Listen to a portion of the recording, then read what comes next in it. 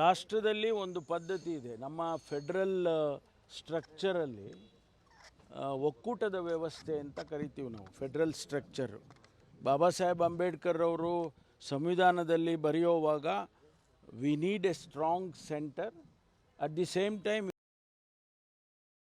State must have A good relationship between each other ಅಂತೇಳಿ ಸಂವಿಧಾನದಲ್ಲೇ ಬರೆದಿದ್ದಾರೆ.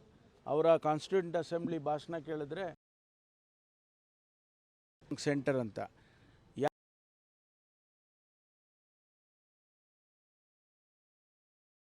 ಒಂದು ವಿಚಾರದಲ್ಲಿ ಅವತ್ತಿಗೆ ಮಾಡಿದಂಥ ಪ್ಲ್ಯಾನಿಂಗ್ ಕಮಿಷನ್ನು ಪ್ರತಿ ವರ್ಷ ಅಲೊಕೇಶನ್ ಮಾಡೋರು.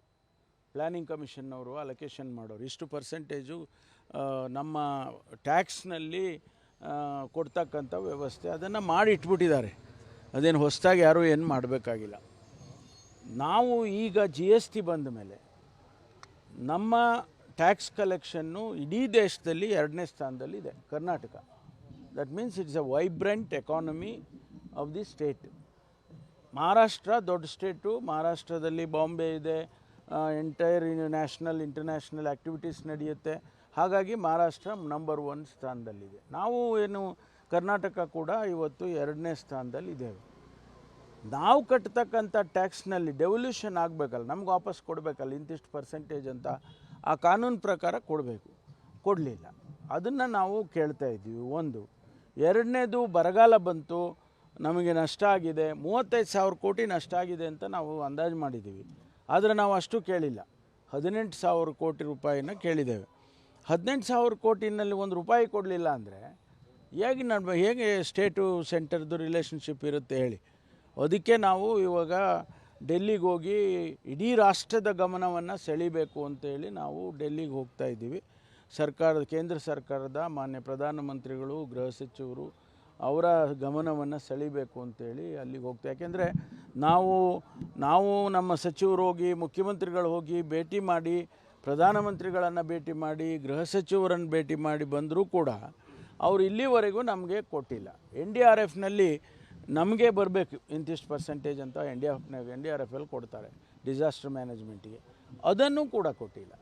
ಮತ್ತು ಹೇಗೆ ಸರ್ಕಾರಗಳನ್ನು ನಡೆಸಬೇಕು? ಅದಕ್ಕಾಗಿ ನಾವು ಡೆಲ್ಲಿಗೆ ಹೋಗ್ತಾ ಇದ್ದೀವಿ. ಅದಕ್ಕೆ ಅವರು ಮುಖ್ಯಮಂತ್ರಿಗಳು ಇವತ್ತು ಮಾಧ್ಯಮದ ಮುಂದೆ ಇದನ್ನೆಲ್ಲ ಹೇಳ್ತಾರೆ. ಸರಿ, ಅನುದಾನ ತಾರತಮ್ಯ ಮೋದಿ ಸರ್ಕಾರದಲ್ಲಿ ಮಾತ್ರ ಆಗ್ತಾಯಿದೆ, ಹಿಂದೆ ಮನಮೋಹನ್ ಸರ್ಕಾರದಿಂದ ರಾಜ್ಯಗಳನ್ನು ಮನಮೋಹನ್ ಸಿಂಗ್ ಸರ್ಕಾರದಲ್ಲಿ ಏನು ಆಗಿರಲಿಲ್ವಲ್ಲ? ಆಗಿದ್ರೆ ಅವರೇ ಹೇಳಲಿ. ಅವರು ವಿರೋಧ ಪಕ್ಷದಲ್ಲಿದ್ದರು ಆ ಕಾಲಕ್ಕೆ, ಅವರೇ ಹೇಳಲಿ ನಮಗೆ ಸ್ಟೇಟಿಗೆ ಯಾವ ರೀತಿ ನಡ್ಕೊಳ್ತಾ ಇದ್ದರು ಮನಮೋಹನ್ ಸಿಂಗ್ ಅಂತೇಳಿ.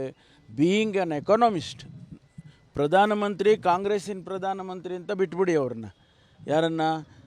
ಮನಮೋಹನ್ ಸಿಂಗ್ ಅವರನ್ನು. ಒಬ್ಬ ಎಕಾನಮಿಸ್ಟಾಗಿ ಈ ದೇಶದ ಆರ್ಥಿಕ ವ್ಯವಸ್ಥೆ ಬ್ಯಾಲೆನ್ಸ್ ಆಗಿ ಇಟ್ಕೊಳ್ಬೇಕು ಅನ್ನುವಂಥ ದೃಷ್ಟಿಯಿಂದ ಅವರು ಎಲ್ಲರಿಗೂ ಸರಿಸಮನಾಗಿ ನೋಡ್ತಿದ್ರು. ನಮಗೆ ಫ್ಲಡ್ ಆಯಿತು ಒಂದು ಸಾರಿ ಅವರು ಪ್ರಧಾನಮಂತ್ರಿಗಳಿದ್ದಾಗ. ಅವರು ಏರಿಯಲ್ ಸರ್ವೆಗೆ ಬಂದು ಇಲ್ಲೇ ಅನೌನ್ಸ್ ಮಾಡಿದರು, 2,000 ಕೋಟಿ ಅನೌನ್ಸ್ ಮಾಡಿದರು. ನಮ್ಗೆ ಇವತ್ತು 10 ವರ್ಷದಲ್ಲಿ ಅಂಥದ್ದು ಯಾವುದೂ ಕೂಡ ಪ್ರಧಾನಮಂತ್ರಿಗಳಾಗಲಿ ಅಥವಾ ಕೇಂದ್ರ ಸರ್ಕಾರ ಆಗಲಿ ನಮಗೆ ಯಾವತ್ತೂ ಕೂಡ ಆ ರೀತಿ ಕೊಟ್ಟಿಲ್ಲ.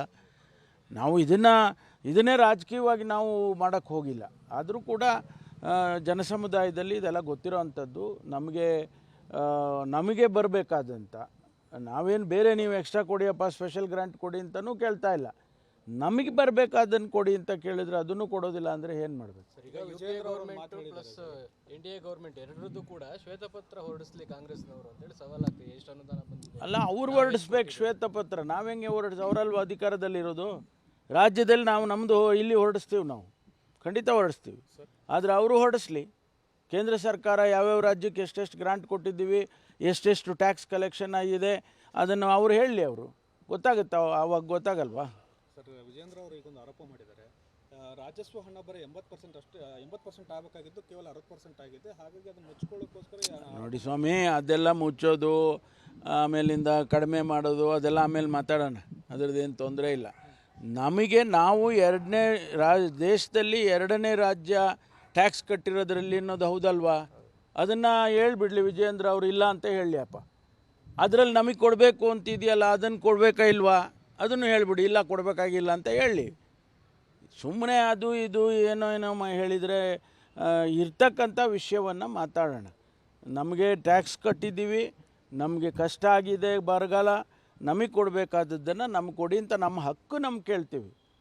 ಅಷ್ಟು ಬಿಟ್ಟರೆ ಬೇರೆ ಏನು ಕೇಳೋದಿಲ್ಲ ನಾವು. ಸರ್, ಈಗ ಅಭಿವೃದ್ಧಿಗೆ ಹಣ ಇಲ್ಲ, ಎಲ್ಲ ಗ್ಯಾರಂಟಿಗೆ ದಾನ ಮಾಡಿದ್ದಾರೆ ಅಂತ ಮುನಿರತ್ನ ಅವರು ಆರೋಪ ಮಾಡ್ತಾರೆ. ಅದಕ್ಕೆ ಇಷ್ಟೆಲ್ಲ ಪಾಪ ಮುನಿರತ್ನ ಯಾವಾಗ ಎಕ್ಸ್ಪರ್ಟ್ ಆದರೂ ಆರ್ಥಿಕವಾಗಿ ಗೊತ್ತಿಲ್ಲ ನನಗೆ. ಅವಾಗ ಅವ್ರು ಯಾವಾಗ ಎಕಾನಮಿಸ್ಟ್ ಆದರೂ ನನಗೆ ಅರ್ಥ ಆಗಿಲ್ಲ. ಯಾಕಂದ್ರೆ ನಾವೆಲ್ಲ ಯಾರು ಎಕಾನಮಿಸ್ಟ್ ಅಲ್ಲ. ಮುನಿರತ್ನ ಅವ್ರು ಹೇಳಿದ್ಮೇಲೆ ನಾವು ಅನುಕ್ಷಣದ ಸುದ್ದಿಗಳಿಗಾಗಿ ವಿಸ್ತಾರ ನ್ಯೂಸ್ ಯೂಟ್ಯೂಬ್ ಚಾನೆಲ್ ಸಬ್ಸ್ಕ್ರೈಬ್ ಮಾಡಿ. ಹೊಸ ಸುದ್ದಿಗಳ ನೋಟಿಫಿಕೇಶನ್ಗಾಗಿ ಬೆಲ್ ಐಕಾನ್ ಕ್ಲಿಕ್ ಮಾಡಿ. ಲೇಟೆಸ್ಟ್ ಅಪ್ಡೇಟ್ಸ್ಗಾಗಿ www.vistaranews.com ವೆಬ್ಸೈಟ್ಗೆ ವಿಸಿಟ್ ಮಾಡಿ.